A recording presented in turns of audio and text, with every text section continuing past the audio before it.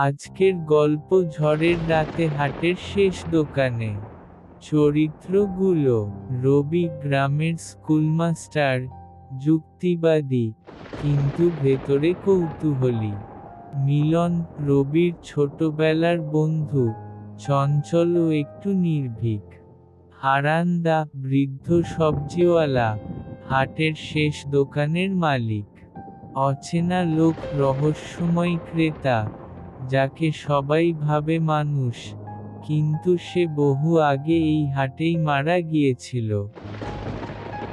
বিকেল থেকে আকাশে ঘন কালো মেঘ জমেছিল। দূরে বজ্রপাতের আলোয় মাঝে মাঝে ভেসে উঠছিল গ্রামের পথ, গাছের ছায়া, আর হাটের ফাঁকা দোকানগুলো। বৃষ্টির গন্ধে ভরে গেছে চারদিক। রবি, স্কুল ছুটি পেয়েই হাঁটছিল বাড়ির পথে। পাশে মিলন ছাতা হাতে, হাঁটতে হাঁটতে গল্প করছে। দেখ রে, আজ হাটে কেউ নেই প্রায়, মিলন বলল। এই রকম আবহাওয়ায় কে আসে? রবি মুচকি হেসে বলল।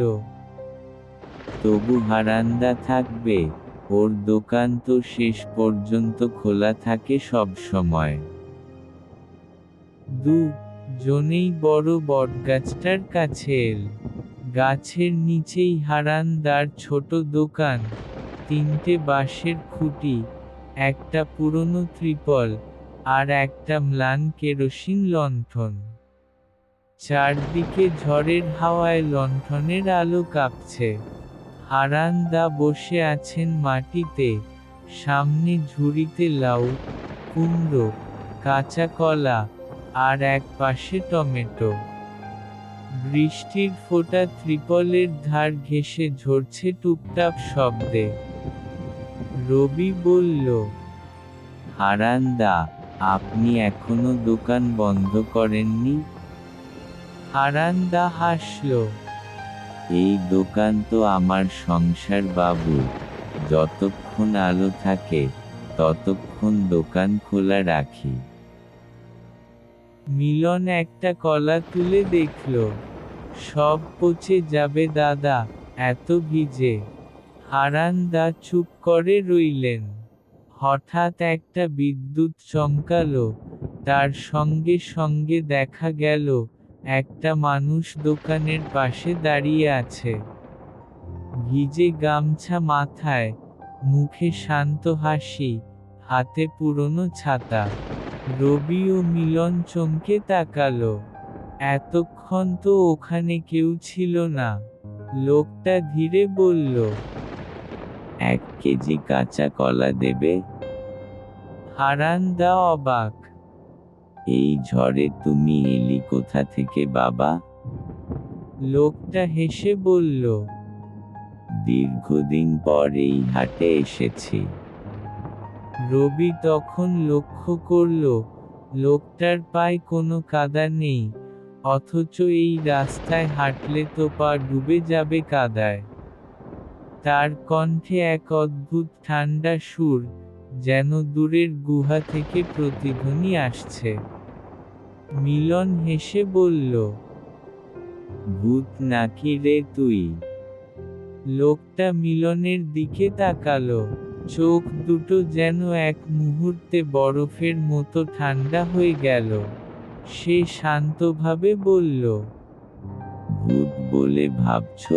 হ্যাঁ, অনেকেই তাই ভেবেছিল। এক ঝলক ঠান্ডা হাওয়া বয়ে গেল হাট জুড়ে। লণ্ঠনের শিখা কেঁপে উঠল, তারপর নিভে গেল। অন্ধকারে শুধু বৃষ্টির শব্দ। রবি কাঁপা গলায় বলল, মিলন, আলোটা ধর, কোথায় গেল লণ্ঠন? হারান্দা হাতড়ে লণ্ঠনটা আবার জ্বালালেন।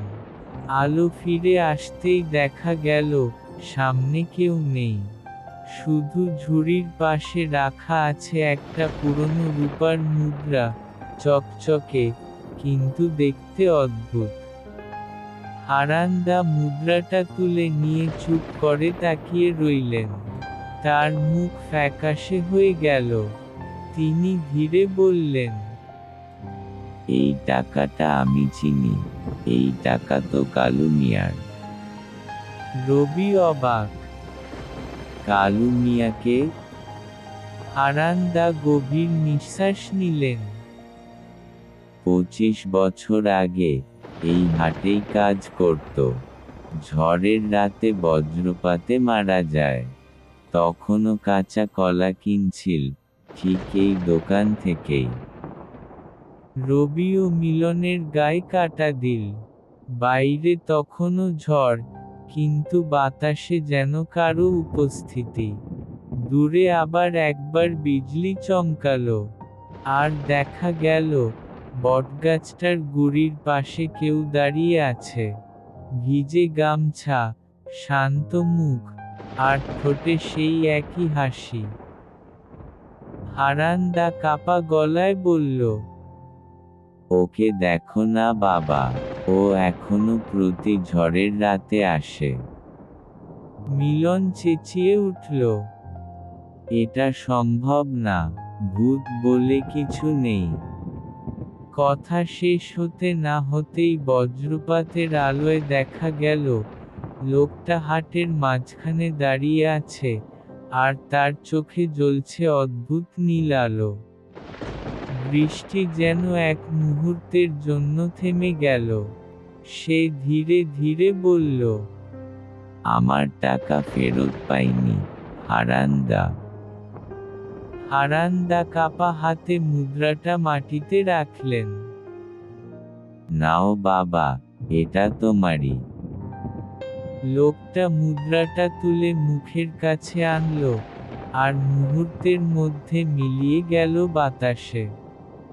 চারপাশে আবার হাওয়া বইল, লণ্ঠন নিভে গেল। পরের দিন সকালে রবি ও মিলন আবার এলহাটে। আকাশ পরিষ্কার, পাখির ডাক, কাদা শুকিয়ে গেছে। কিন্তু হারান্দার দোকান নেই। শুধু বটগাছের নিচে পড়ে আছে একটা পুরনো ত্রিপল, একটা মুদ্রা, আর একটা লণ্ঠন। গ্রামের লোক বলল, হারান্দা আর ফিরেননি। কেউ বলে, ভোরের দিকে বটগাছের পাশে নীল আলো দেখা গিয়েছিল। রবি তখন মাটির দিকে তাকিয়ে দেখল, মুদ্রার উপর লেখা আছে 1895। তারপর একটা ঠান্ডা বাতাস বইল, যেন কেউ পাশ দিয়ে হেঁটে গেল। রবি ঘাড় ফিরিয়ে দেখল, দূরে হাটের রাস্তার শেষ প্রান্তে, ভিজে গামছা কাঁধে নিয়ে, কেউ ধীরে ধীরে হেঁটে যাচ্ছে। আজও গ্রামের লোকেরা বলে, যখনই ঝড় ওঠে আর হাটে কেউ ভুলে থেকে যায়, তখন শেষ দোকানের দিকে হাওয়া একটু বেশিই ঠান্ডা লাগে।